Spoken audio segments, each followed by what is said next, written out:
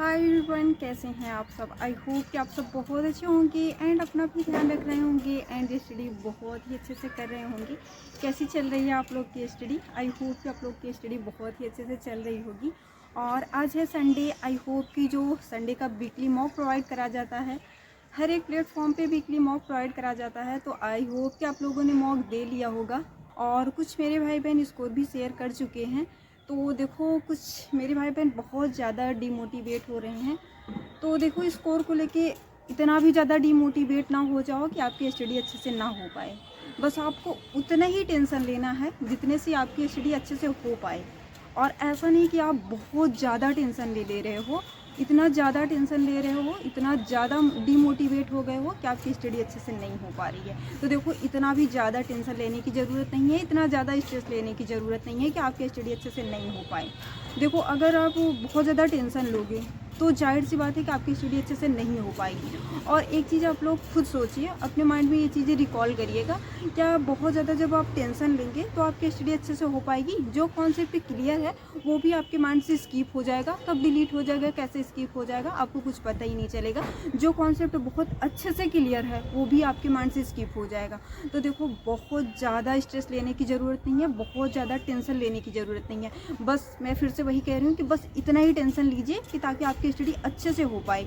ऐसा नहीं कि आप इतना ज़्यादा डीमोटिवेट हो गए हैं, इतना ज़्यादा टेंशन ले रहे हैं कि आपकी स्टडी बिल्कुल भी अच्छे से नहीं हो पा रही है। जो कॉन्सेप्ट क्लियर है वो भी आपके माइंड से स्किप हो रहा है। कुछ मेरे भाई बहन का ऐसा लगता है कि मतलब जिनके 200 प्लस आज स्कोर आ रहे हैं तो उनको लगता है एक दिन में इनके स्कोर इतने आ गए हैं। तो बिल्कुल नहीं। देखो, बहुत ज़्यादा अगर टेंशन लोगे, और ऐसा भी नहीं है कि आप आज टेंशन ले लिए हो मॉक देने के बाद तो कल आपका स्कोर 200 प्लस हो जाएगा। बिल्कुल नहीं होगा ना, क्योंकि आपकी स्टडी अच्छे से नहीं होगी तो कैसे होगा।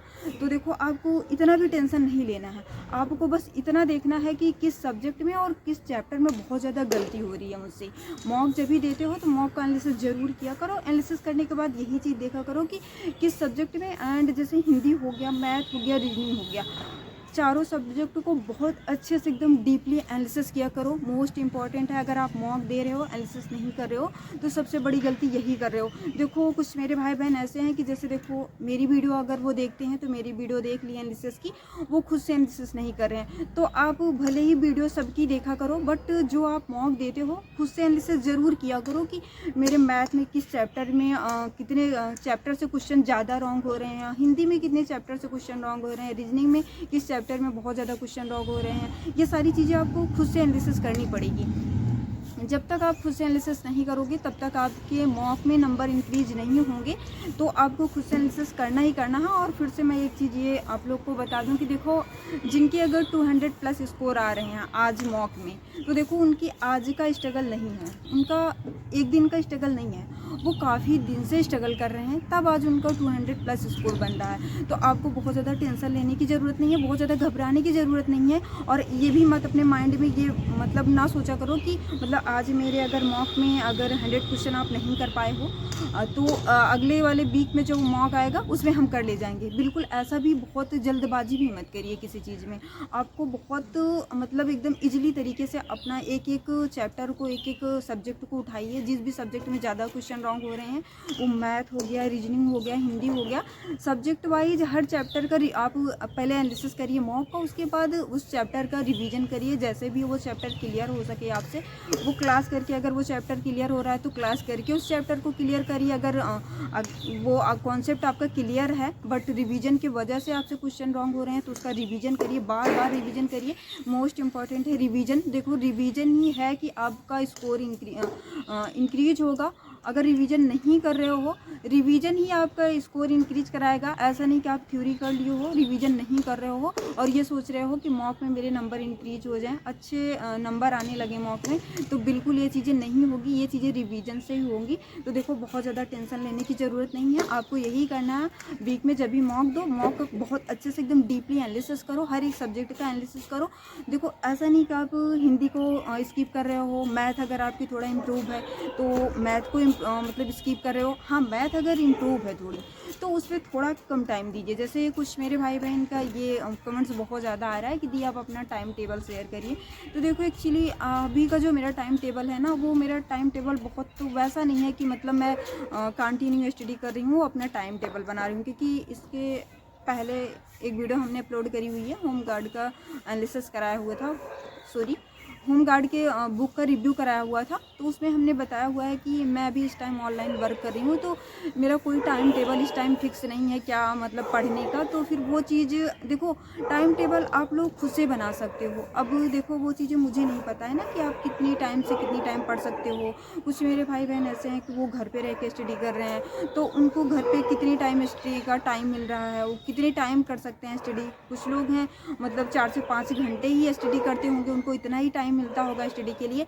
तो देखो टाइम टेबल आपको खुद से बनाना पड़ेगा। बाकी अभी का जो हम टाइम टेबल अपना लेके चल रहे हैं, ज़्यादातर मैं नाइट में स्टडी करती हूँ। तो देखो अभी मैं रीजनिंग होल्ड पे रखी हुई हूँ और मैथ पे ज़्यादा फोकस कर रही हूँ, और मैथ ही मुझको बहुत ज़्यादा रुला भी रही है। मैथ की वजह से ही मेरे मॉक में मतलब स्कोर भी कम आ रहे हैं। मैथ पे अभी इस टाइम हम 3 आवर्स तो दे ही दे रहे हैं, इससे कम तो नहीं, इससे ज़्यादा हो जा रहा है, बट 3 आवर्स तो दे ही रहे हैं मैथ पे।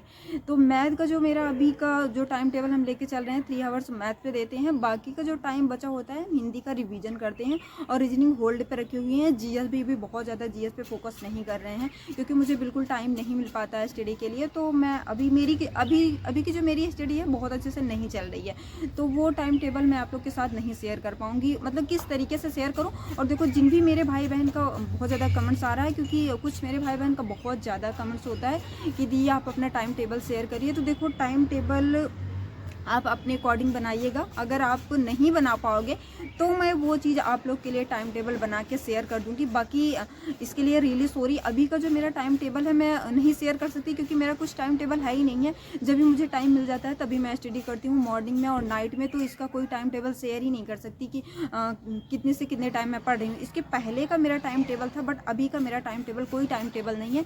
मुझे जब टाइम मिल जाता है तो सबसे पहले मैं मैथ्स से ही, अभी मैं एकदम बेसिक से मैथ्स कंप्लीट करने लगी हूँ। मतलब कि देखो कुछ चैप्टर में मुझे बहुत ज़्यादा प्रॉब्लम आ रही थी, तो मैं एक एक चैप्टर को बहुत अच्छे से डीपली क्लियर कर रही हूँ, ताकि एग्जाम तक मैं बहुत अच्छे से मैथ्स पे पकड़ बना सकूँ। क्योंकि देखिए अभी का जो मेरा स्कोर है ना, मैथ्स की वजह से ही कम आ रहा है। तो मैं इसलिए ना मैथ्स पे बहुत ज़्यादा फोकस कर रही हूँ इस टाइम। तो इस टाइम मैं मैथ्स पे 3 आवर्स तो देती ही देती हूँ, इससे कम नहीं। तो अभी बस मैथ पे ही ज़्यादा फोकस कर रही हूँ। बाकी हिंदी का रिवीजन करती हूँ, रीजनिंग होल्ड पे है, बट उसका मैं मिसलेनियस क्वेश्चन का प्रैक्टिस करती हूँ रीजनिंग का। बाकी जीएस पे तो कुछ भी नहीं, बस रिवीजन अगर टाइम मिल जाता है तो रिवीजन कर लेते हैं, बाकी उसको भी होल्ड पे ही समझिए। तो बस यही रहा मेरा टारगेट। तो जिन भी मेरे भाई बहन का टारगेट का बहुत ज़्यादा इशू था, बहुत ज़्यादा कमेंट्स आ रहा था, तो मेरा टारगेट यही है।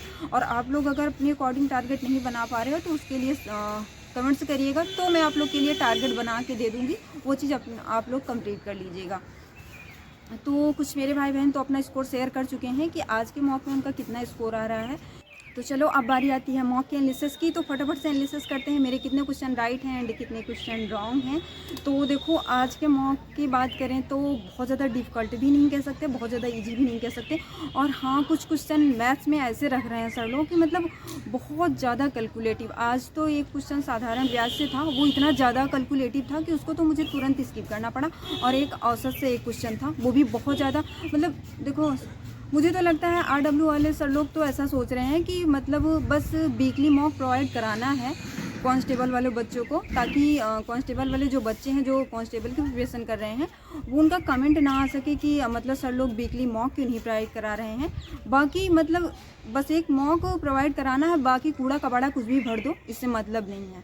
बाकी आप लोग बताइएगा कि आप लोग को कैसा लग रहा है। मुझे तो ऐसा लगता है कि बस सर लोग को बस एक ये है कि बस बच्चों का कमेंट्स नहीं आना चाहिए कि वीकली मॉक क्यों नहीं प्रोवाइड कराया जा रहा है, बस इसी की वजह से मतलब मॉक बनाते हैं। बाकी ये चीज़ नहीं देखा जाता। देखो टाइम भी तो लगेगा ना, अगर 150 क्वेश्चन सॉल्व करना है और इस तरीके से मतलब मैथ के लेंदी क्वेश्चन रखे जा रहे हैं, तो इसमें टाइम तो लगना ही लगना है ना। ऐसा तो है नहीं कि मतलब एआई हो गए हैं, हम लोग बस देखे कैप्चर कर लिया हमारा माइंड, बस आंसर सिलेक्ट कर लिया आगे बढ़ लिए, तो ऐसा भी तो नहीं है। उसमें टाइम लगेगा ना, उसको जब तक हम लोग मतलब उसको अच्छे से रीड नहीं करेंगे। क्वेश्चन को रीड करने में भी टाइम लग रहा है। जो साधारण ब्याज का आज का जो क्वेश्चन था ना, वो तो बहुत ज़्यादा, मतलब एक बार जब मैं उसको रीड कर रही थी ना, तो मुझे तो लगा कि हाँ ये क्वेश्चन हम बना ले जाएंगे। बस जब उसको सॉल्व करने लगे ना, तो हमारे माइंड से ना सारी चीज़ें स्किप हो गई, तो फिर तुरंत उसको स्किप करना पड़ा। और एक औसत का क्वेश्चन था, वो भी मतलब बहुत ज़्यादा लेंथी था, बहुत ज़्यादा कैलकुलेटिव था, उसमें भी बहुत ज़्यादा टाइम लग रहा था।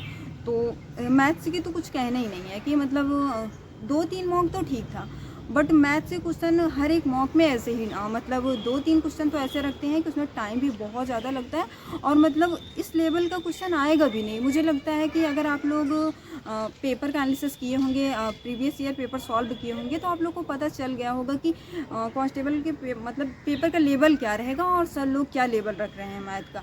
इतना मतलब डिफ़िकल्ट क्वेश्चन, इतना हाई लेवल का क्वेश्चन नहीं आएगा, मुझे तो नहीं लगता, क्योंकि 2018, 2019 एंड अभी जो 2024 में एग्ज़ाम हुआ था, री एग्ज़ाम जो हुआ था, हम सारा कुछ एनालिसिस कर चुके हैं। बट मुझे नहीं लगता कि इतना ज़्यादा डिफ़िकल्ट क्वेश्चन आएगा, क्योंकि एग्जामिनर भी तो सोचेगा ना, बच्चे को टाइम तो लगेगा ना उसको सॉल्व करने में, सॉल्व तो करना पड़ेगा ना, उसमें कुछ तो टाइम लगेगा ना। बट पता नहीं, बस यही मुझे तो यही लगता है कि RW वाले सर लोगों ने यही सोच रखा है कि मतलब बच्चों को कमेंट्स नहीं आना चाहिए, मतलब कोई बच्चा ये कमेंट्स ना कर पाए कि कांस्टेबल का मॉक ही नहीं प्रोवाइड करा जा रहा है। बाकी मॉक प्रोवाइड कराओ, बाकी उसमें कूड़ा कबाड़ा कुछ भी भर दो, कोई मतलब नहीं है, बस मॉक प्रोवाइड कराओ, बस यही मुझे लगता है। बाकी आप लोग अपनी राय बताइएगा कि आप लोगों को क्या लग रहा है, कैसे लग रहा है। चलो फटाफट से एनालिसिस करते हैं मॉक का एंड जीएस से स्टार्ट करते हैं। फर्स्ट क्वेश्चन है जीएस का है ये, और जीएस में भी आज हमारे बहुत ज़्यादा क्वेश्चन रॉन्ग हुए हैं। फर्स्ट क्वेश्चन है, मिलीकेन के ऑयल ड्रॉप प्रयोग में तेल की बूंदें ऐसी बल के अधीन होती हैं जिनकी प्राकृतिक श्रेणी में नहीं आती है। तो देखो जो इसका करेक्ट आंसर होगा डी होगा, स्थिर चुंबकीय होगा, और हमने जो सिलेक्ट किया हुआ है आंसर सी हमने सिलेक्ट किया हुआ था, गुरुत्वाकर्षण। तो ये हमारा क्वेश्चन रॉन्ग हो गया था। देन 5th नंबर का क्वेश्चन है, उत्तर प्रदेश का कौन सा जिला इस राज्य के अन्य जिलों से घिरा हुआ है एंड राज्य या देश के साथ सीमा साझा नहीं करता। तो देखो जो इसका करेक्ट आंसर होगा वो सी होगा, हरदोई। हमने जो सिलेक्ट किया हुआ था डी आंसर सिलेक्ट किया हुआ था, ललितपुर। तो ये भी हमारा क्वेश्चन रॉन्ग हो गया था। देन 8th नंबर का क्वेश्चन है, भारत ऊर्जा मॉडलिंग फोरम को डैश एंड नीति आयोग द्वारा संयुक्त रूप से आरंभ किया गया। तो देखो ये ए ऑप्शन इसका करेक्ट होगा, हमने बी ऑप्शन टिक किया हुआ था, संयुक्त राष्ट्र। तो ये भी हमारा क्वेश्चन रॉन्ग हो चुका है। 12 नंबर का क्वेश्चन है, सागौन के जंगल भारत के किस राज्य में पाए जाते हैं। तो ये एमपी में पाए जाते हैं, बी ऑप्शन करेक्ट होगा, हमने ए ऑप्शन सिलेक्ट किया हुआ था, हिमाचल प्रदेश। तो ये भी हमारा क्वेश्चन रॉन्ग हो गया था। देन 18 नंबर का क्वेश्चन है, किसके पास लोकसभा सत्र को स्थगित करने की शक्ति होती है। देखो इतना इजी सा क्वेश्चन है, बट मुझसे ये रॉन्ग हो चुका है। कितना इजी क्वेश्चन है, अगर इतना इजी क्वेश्चन जब रॉन्ग होता है ना, तो मन करता है खुद को थप्पड़िया लें। और ऐसा कर लिया करो, अगर जो लोग घर पे हैं तो मम्मी के पास जाया करो, 2 थप्पड़ खा के तब आया करो, तब एसटीडी किया करो। बाकी जो लोग घर से दूर रह रहे हैं ना, तो वो खुद को 2 थप्पड़ लगा लिया करें, क्योंकि मैं लगा लेती हूँ कभी कभी। तो 18 नंबर का क्वेश्चन है, किसके पास लोकसभा सत्र को स्थगित करने की शक्ति है। तो देखो इसका जो करेक्ट ऑप्शन होगा वो डी होगा, लोकसभा अध्यक्ष। और हमने जो सिलेक्ट किया हुआ था बी ऑप्शन सिलेक्ट किया हुआ था, भारत के राष्ट्रपति। तो ये भी हमारा क्वेश्चन रॉन्ग हो चुका था। देन 31 नंबर का क्वेश्चन है, प्रतिध्वनि उत्पन्न होने का कारण। तो देखो ये सी ऑप्शन इसका करेक्ट होगा, परावर्तन। और हमने ए ऑप्शन टिक किया हुआ था, अपवर्तन। तो इन दोनों ऑप्शनों में ना बहुत ज़्यादा कंफ्यूज हो रहे थे। मतलब जो 31 नंबर का क्वेश्चन है, प्रतिध्वनि उत्पन्न होने का कारण है। तो देखो सी ऑप्शन करेक्ट होगा, परावर्तन। और हमने ए ऑप्शन टिक किया हुआ था, अपवर्तन। दोनों ऑप्शनों में बहुत ज़्यादा कन्फ्यूजन हो रही थी, तो लास्ट में ये रॉन्ग ही हो गया हमसे। देन 38 नंबर का क्वेश्चन है, ये देखो जल विवाद से है ये। 38 नंबर का क्वेश्चन है, महानदी जल विवाद किन 2 राज्यों के मध्य है। तो देखो ये जो इसका करेक्ट ऑप्शन होगा बी होगा, उड़ीसा एंड छत्तीसगढ़। हमने जो टिक किया हुआ था, ए ऑप्शन टिक किया हुआ था, कर्नाटक एंड तमिलनाडु। तो ये भी हमारा क्वेश्चन रॉन्ग हो चुका था। और देखो एक चीज़, देखो एक क्वेश्चन रिपीट हुआ है। ये क्वेश्चन हमारा मतलब करेक्ट है, बट हम इसको इसलिए इसमें ऐड कर रहे हैं क्योंकि देखो ये 2 नवंबर का जो हम लोग मॉक दिए थे उसमें ये पूछा गया था, और एनालिसिस करना, मॉक एनालिसिस करना क्यों ज़रूरी है। तो अगर आज 13 नंबर वाला क्वेश्चन आप लोग का रॉन्ग हुआ है, अगर आप 2 नवंबर का मॉक दिए थे तो क्यों रॉन्ग हुआ है, खुद को 2 थप्पड़ लगाना है या तो मम्मी के पास जाके 2 थप्पड़ खा के तभी आना है।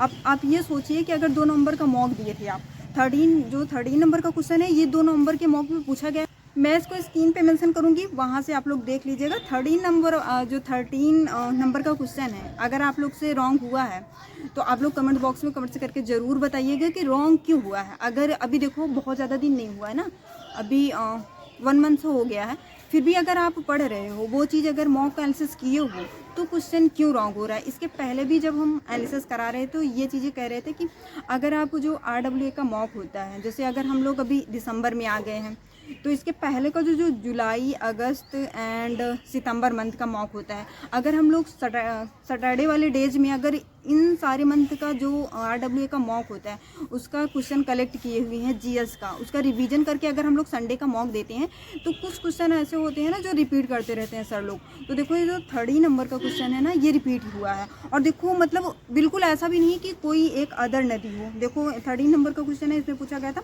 काबिनी, हेमावती एंड अमरावती किसकी सहायक नदी हैं। तो देखो ये C ऑप्शन इसका करेक्ट होगा, कावेरी। और देखो जो 2 नवंबर के मॉक में पूछा गया था उसमें देखो अमरावती, भवानी, हेमावती, काबिनी, और इसमें देखो भवानी ना देकर मतलब 3 ही नदियाँ दी गई हैं। और जब हम लोग 2 नवंबर का जो मॉक दिए थे उसमें मतलब 4 नदियाँ दी गई थी, तो इसमें एक नदी को स्किप किया हुआ है सर ने। तो अगर ये क्वेश्चन आपसे रॉन्ग हुआ है तो क्यों रॉन्ग हुआ है, क्या कर रहे हो, कैसे पढ़ रहे हो, कैसे एनालिसिस करते हो आप लोग मॉक का, इस चीज़ को आप लोग को बहुत अच्छे से ध्यान देना है। इसीलिए हम इस क्वेश्चन को ऐड कर रहे हैं। ये क्वेश्चन हमारा राइट हो गया है, बट हम इसलिए ऐड कर रहे हैं क्योंकि आप लोग के बहुत ज़्यादा कमेंट्स होते हैं कि दी GS में नंबर इंक्रीज नहीं हो रहे हैं। तो कैसे पढ़ रहे हो, मतलब एनालिसिस कैसे करते हो। अगर आज आप मॉक दिए हो और 2 नवंबर का मॉक दिए थे, तो अगर आज 30 मतलब जो 30 नंबर का क्वेश्चन है अगर वो रॉन्ग हुआ है तो क्यों रॉन्ग हुआ है, इस चीज़ का कमेंट्स आना ही चाहिए आप लोग के। और जितने लोग का ये 30 नंबर वाला क्वेश्चन रॉन्ग हुआ है कमेंट्स आना चाहिए, झूठ नहीं बोलना है आप लोग को। ज़रूर से ज़रूर कमेंट करिएगा कि ये क्वेश्चन रॉन्ग हुआ है कि राइट हुआ है आप लोग का।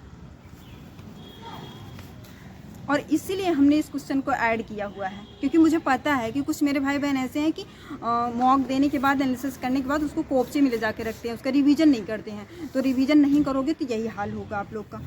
तो चलो अब हिंदी का एनालिसिस कर लेते हैं। हिंदी में आज मेरे मतलब 3 क्वेश्चन रॉन्ग हुए हैं और 3 क्वेश्चन हमने स्किप किया हुआ है, मतलब भर भर के क्वेश्चन रॉन्ग हुए हैं। तो क्या ही कर सकते हैं, मतलब हिंदी में भी वही है कि मैं अब पहले से अब स्टडी अच्छे से नहीं कर पा रही हूँ, इस वजह से मेरे क्वेश्चन रॉन्ग भी हो रहे हैं और स्किप भी करना पड़ रहा है। और देखो हिंदी में भी 1-2 क्वेश्चन सब लोगों ने ऐसे रखे थे ना, 2 रचना थी, मतलब वो तो मेरी नज़रों में ना फर्स्ट बारी आ रही थी, मैं तो उसको पढ़ी नहीं थी इसके पहले, तो वो तो मुझे स्किप करना ही पड़ा क्योंकि अगर नहीं स्किप करते तो वो हमारा जो राइट क्वेश्चन था वो भी माइनस में जाता, तो इसलिए मुझे स्किप करना ही पड़ा। तो मतलब 2 से 3 क्वेश्चन तो डिफ़िकल्ट हिंदी में भी रख रहे हैं। फिर हिंदी में 2 नंबर का क्वेश्चन है, भारत में बोली जाने वाली प्रमुख भाषाओं के परिवार का सही विकल्प इसमें सिलेक्ट करना था।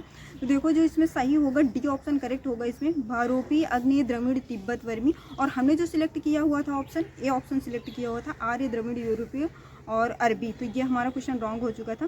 देन देखो 6 नंबर का क्वेश्चन है, इसमें ना देखो स्पेलिंग मिस्टेक की वजह से ना ये हमारा क्वेश्चन रॉन्ग हुआ है। देखो इसमें स्त्रीलिंग एंड पुल्लिंग पूछा गया था, इनकरेक्ट ऑप्शन कौन सा है, तो इसमें A ऑप्शन करेक्ट होगा और हमने C ऑप्शन टिक किया हुआ था, धाता एंड धत्री, तो ये भी हमारा क्वेश्चन रॉन्ग हो चुका है। देन 25 नंबर का क्वेश्चन है, यदि उपमेय उपमान में बिंब प्रतिबिंब भाव हो तो अलंकार, इसमें पूछा गया था और अलंकार से भी क्वेश्चन मुझसे बहुत रॉन्ग होते हैं। तो देखो जो इसमें करेक्ट ऑप्शन होगा B होगा, दृष्टांत, और हमने A ऑप्शन टिक किया हुआ था, विभावना, तो ये भी क्वेश्चन हमारा रॉन्ग हो चुका था। तो देखो 20 नंबर का क्वेश्चन है, जो क्वेश्चन हमने स्किप किया हुआ है।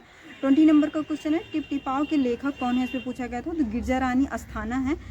26 नंबर का क्वेश्चन है, इसमें पूछा गया था वाक्य में प्रयुक्त विराम चिन्ह का चयन।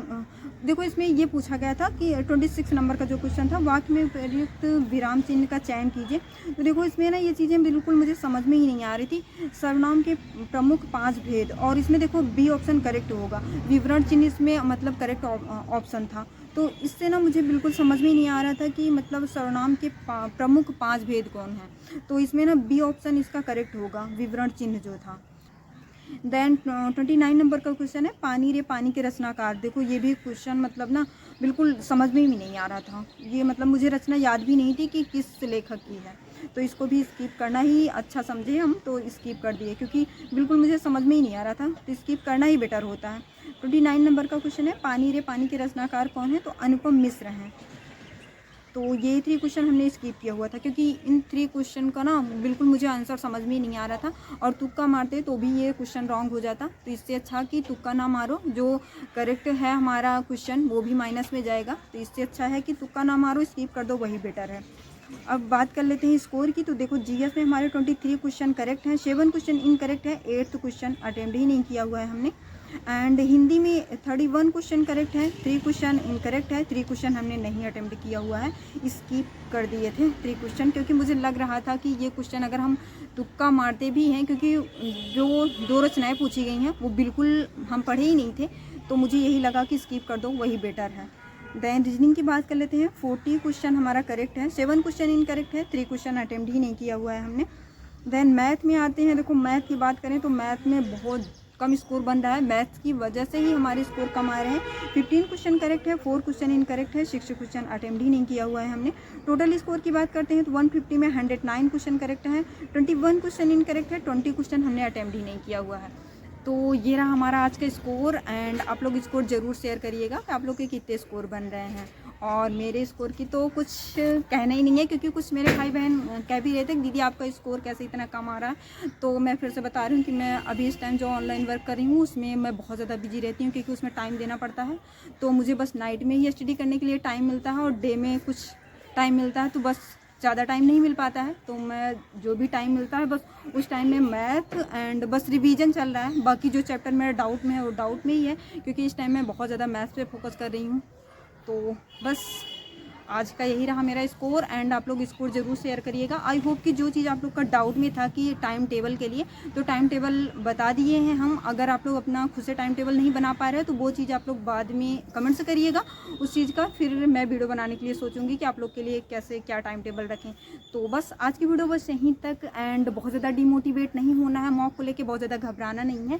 आप लोग स्टडी करिए, मन लगा के स्टडी करिए, स्टडी में बिल्कुल लापरवाही नहीं करनी है। और जिन भी मेरे भाई बहन का डेली पुलिस का एग्ज़ाम है तो वो अपना उस पर बहुत ज़्यादा फोकस करें। अब तो दिन रात एकदम बस पढ़ाई पे ही लगे रहो। अब बाकी अदर चीज़ें स्किप करना, इग्नोर करना।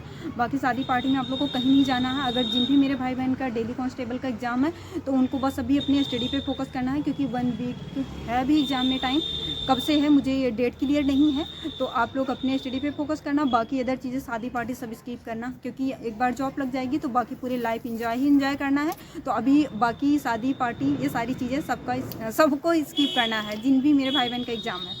तो बस आज की वीडियो बस यहीं तक। मिलते हैं नेक्स्ट वीडियो में। अपना ध्यान रखिएगा एंड स्टडी बहुत ही अच्छे से करिएगा। Bye bye, take care.